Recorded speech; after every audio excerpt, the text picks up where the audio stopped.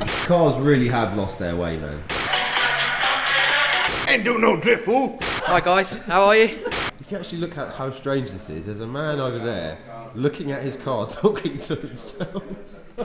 Honda engine has now been completely removed.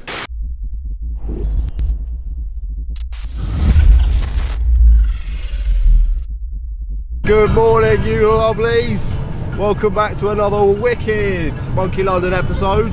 Today we will be finishing the rest of the engine removal on my Honda B18. We got pretty far yesterday. There's not actually a huge amount of stuff left to do today. And then yeah, once it's out, we're either going to chuck it in the Volvo or I'll leave it at Scousers for a few days and pick it up with the van. Once the engine is out, it's going to be heading off to Dave at DY Engines, a very, very famous engine builder. You guys probably remember him from the previous episode I did with Mitto. He's very kindly going to be using his expertise to rebuild the Honda and yeah, make it a lot stronger. I'm interested to see what kind of results you guys think we'll get this time. Before we had 380 horsepower at 12 psi.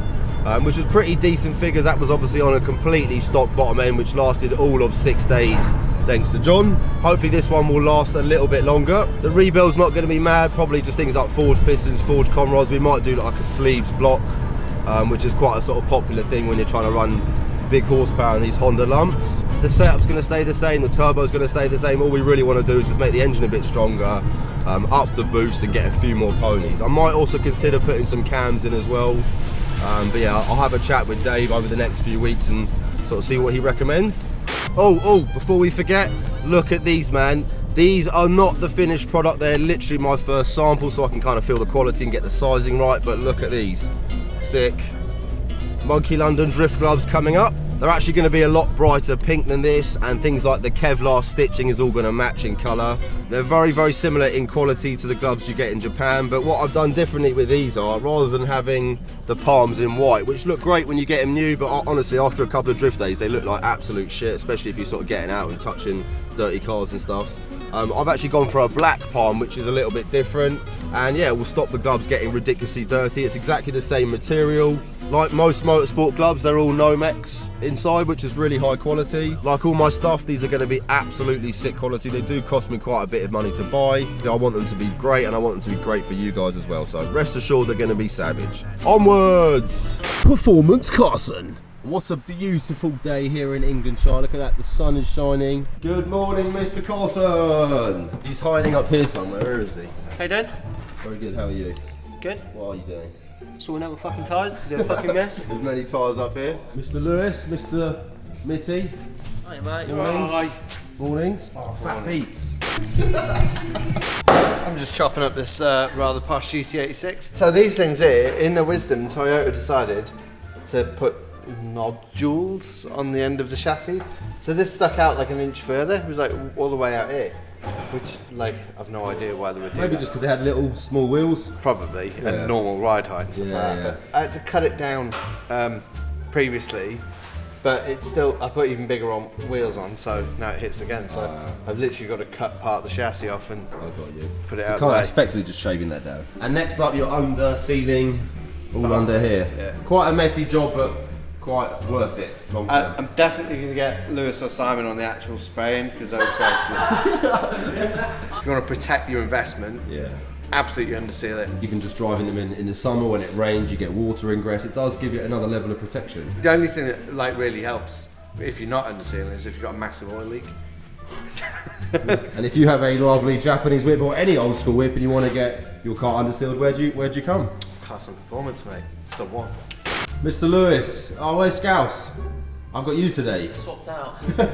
Let's do it, Mr. Lou. I think we're going to keep the manifold and turbo for now on the engine. For now we just need to get the throttle cable off, the breather pipes, some of the loom. Should be about it really. Then once we've done that, engine mounts, gearbox mount. Yeah, we'll do them last. It'd be actually quite interesting to see what kind of horsepower we get once it's forged. I mean, it'll be a lot stronger engine now, so you can handle more, so you can put a bit more through it. So if it was 380 before, 12 and 20 psi, maybe 430. yeah, somewhere around Maybe. that figure, yeah. But it'd just be reliable, so it'll last a bit longer than 5 minutes. With John driving, it will definitely do a wheel spin with 430 brake. That's for I think it'll do wheel spin in every gear. Another little earth strap down here. It's actually quite important, isn't it, Lou, to have We'll make sure all your engine's earthed up properly. Yeah, if you don't have a proper earth or a good connection, whatever, you can throw some weird faults. That's that one undone. The throttle cable and some of the vacuums and the Yeah, unplug that. That's already half unplugged, that big plug up there. water line. And then we got also clutch line. Throttle cable, fuel line this side, the loom, to take out, and underneath the manifold, so we'll take it up in here in a sec. And then there you go. Throttle cable out the way. So you've got clutch line still and the 2 fuel lines up here. Lou's just clamping up the clutch line just to stop it leaking.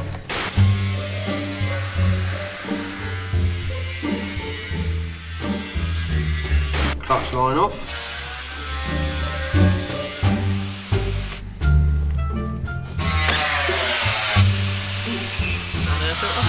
So next off, I've been disconnecting some of the plugs around here. So just take the starter off and some of the earth points on top of the thermostat housing, and then yeah, drag the loom out from underneath. Gearbox mount at the minute to the body, so I do it up here while I've got the space. And then raise her We'll up. take it up in the air, take it off from underneath, and that should give us the access to get the loom out. We think we've undone most things. Sometimes when you take engines out, usually you find something else is attached. Oh yeah, there'll be something we missed, 100%, but you won't know until you take it up in the air. No.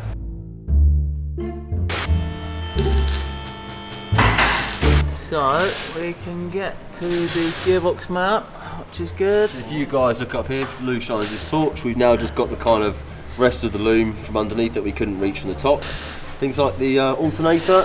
Yeah, we'll disconnect them.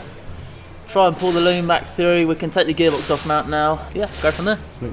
That is everything undone from underneath. Now we're just going to put the car back down. Next up, we're going to start removing the bonnet, just so when we get the engine crane in, it doesn't kind of foul and get in the way. That's all the wiring out of the way. From what we can tell, like we said, sometimes when you bring an engine out, you might have missed something, but I think from what we can see, Lou, that's it, isn't it? Quick cup of tea. Cheers with this. Cheers, mate. While we're having a quick brew, you guys would have seen this purple R33 in the workshop. Had a lot of work. We've relocated the catch can, new pipe work, new water lines and hoses, new radiator, new back bar, man. widened all the fog lights, fitted the bumper, fitted all the headlight HIDs up, intercooler system, air intake pipes. A lot of work, man. Yeah. Nice to see. These older cars are starting to get a sort of bit scruffy now, so it's good to keep the maintenance in point. Yeah. So I thought, you know, you're just saying these cars are all getting old. At what point does Monkey London become a classic car show? Oh my god, yeah, that's actually quite a scary thought. Yeah. I'd say probably when we all get Saga insurance.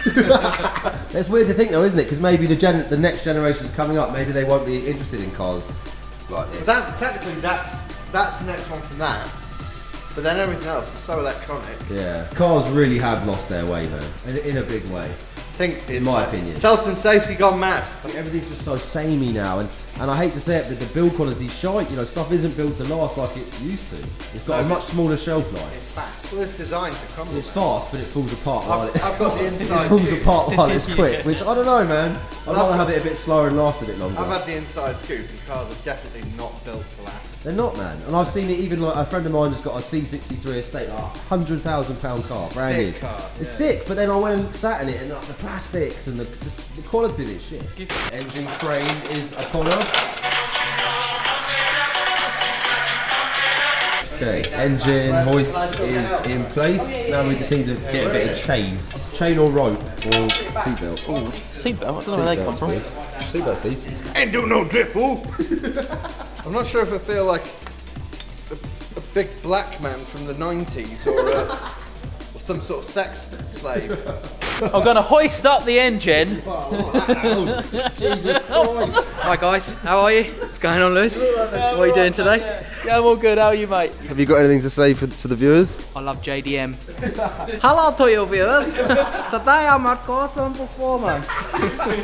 Right, anyway, back to the actual really serious engine removal. So serious. Straps. Straps. Trying to figure out where to go. If you actually look at how strange this is, there's a man over there looking at his car, talking to himself.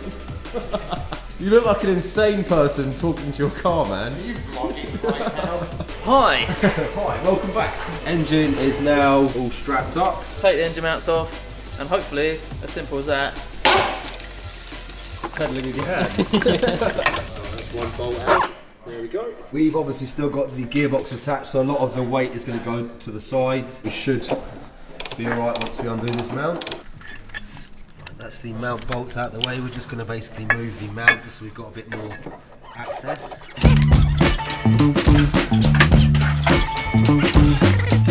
Mr. Lou.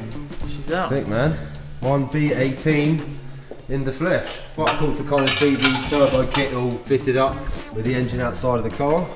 Crank pulley as well, yeah, if you look up close the rubber is pretty perished, so I will definitely look to get an uprated or a new crank pulley at some point. Next step, we are going to remove the gearbox and the downpipe as well. We're actually going to leave the turbo and the manifold on for now, just so we've got something to actually pick the engine up with. We'll take the gearbox off, obviously, because Dave with DY Engines doesn't want the gearbox. It's going to be a pain, he's going to have to take it off himself. And then the downpipe will remove as well, just sits away from the bottom.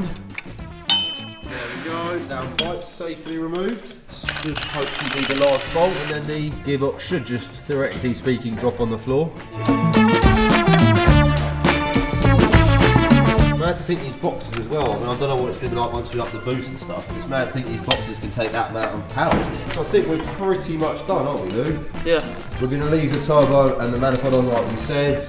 Obviously, intake manifold's going to stay on. On Thursday, we're actually going to be putting the lump inside the van. Then, like we said before, it's going to be off the DY engines. In the meantime, Lou and I are just going to go around, start organising all the bits and bobs we've taken out, make sure everything's safe in storage.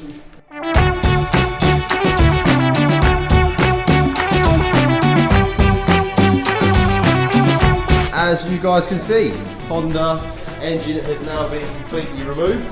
Big space where the B18 used to be. As always, massive thanks to Simon, Carson Performance. Absolute legend. Make sure you give Scalzi a cheeky little follow. Big thanks to Mr. Lou for his help today. In the next 2 weeks, I'm going to be taking the B18 down to DY Engines to see Mr. Dave. So if you guys could also give Dave a cheeky little follow, because he's going to be helping out immensely. Bye from us.